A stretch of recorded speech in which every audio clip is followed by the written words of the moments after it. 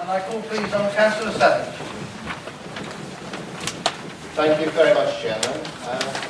RiverOak's draft statement of community consultation intends engagement with wider public debate, which at present does not include this chamber. For fairness and impartiality, since Avia gave a presentation to TDC, can the leader advise why it is not his intention to offer RiverOak the same opportunity? Thank you. Yeah. Thank you. I call upon Councillor Wells to respond, please. Thank you for your question, Cllr Savage. Initially, it is important to understand that it is RiverOak's responsibility to manage the consultation of their pre-application process, not mine. I understand from the PIN's website, and since from information now received from RiverOak directly, that RiverOak are currently consulting with the local authorities on the contents of their draft statement of community consultation. The timescale for comments on this document run to the 10th of March, I believe, and there is then a pause for RiverOak to show that they have taken on board the comments made to them by the local authorities they have approached, and prior to the consultation itself, according to RiverOak's own documentation, which is due to run between May and July of this year. There is then another pause as the results of the consultation are written up and analysed, and as I understand the process, shared once again with the local authorities concerned prior to any application being able to begin.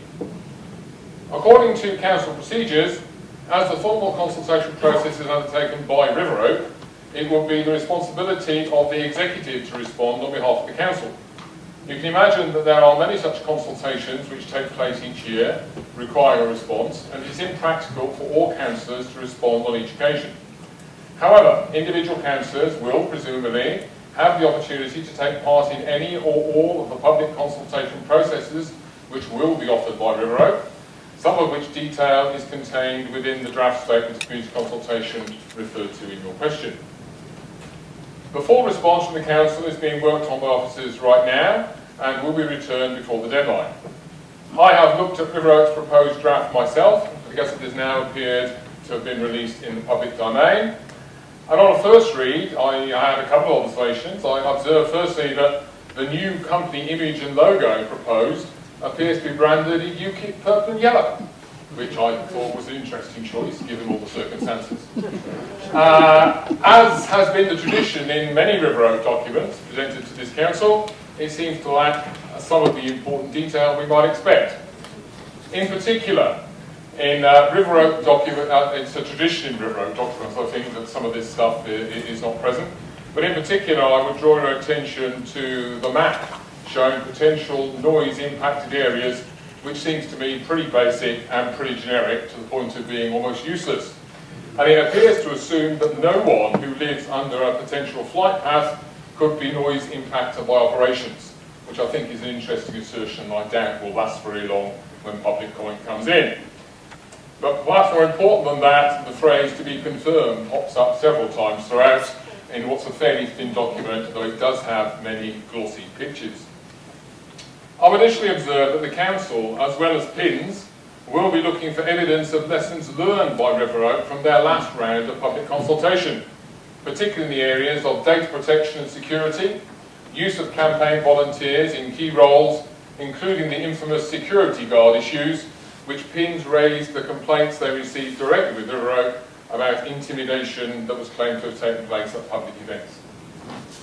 Your question puzzles me in one respect, in that the introduction to that very statement that RiverOak state that they have consulted with both TDC and KCC on this matter already, presumably enough to satisfy themselves as to the information discussion they require. I'll remind you, as I stated at the start of this answer, under the protocol of any potential DCR application in the future, they actually begin at some point that RiverOak are responsible for managing the stages of their own pre-application and making the necessary arrangements, not us. Your question would appear to differ from RiverOak's own written introduction that they have already consulted, presumably to their own satisfaction, prior to the drafting of this document. Constitutionally, Avia are in a different position to RiverOak.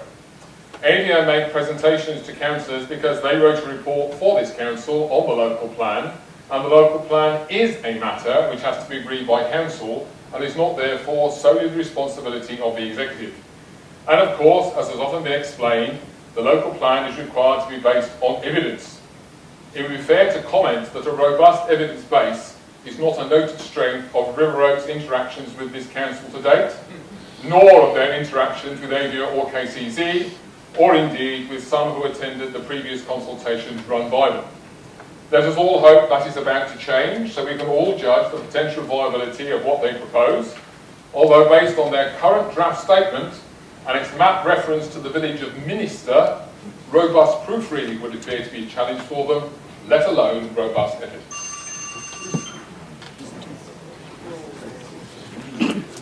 Councillor Savage, do you have a supplementary question? Well, of course, Chairman. Thank you.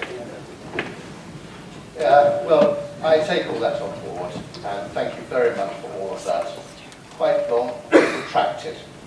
However, can he explain why councillors in this chamber are not deserving of an equal hearing from RiverOak, which would surely help them take a balanced view when deciding the future of the airport site in relation to the emerging local plan, for which they will all have to have a say? Thank you, Chairman. Protracted and lengthy it might have been, but it was clear one thing: this is not a consultation over which I have control. And if you look at the statement of community consultation put forward by RiverOak, there is nothing and no request of that type contained within it. As has happened before in this chamber, I suggest you're asking the wrong people the right questions.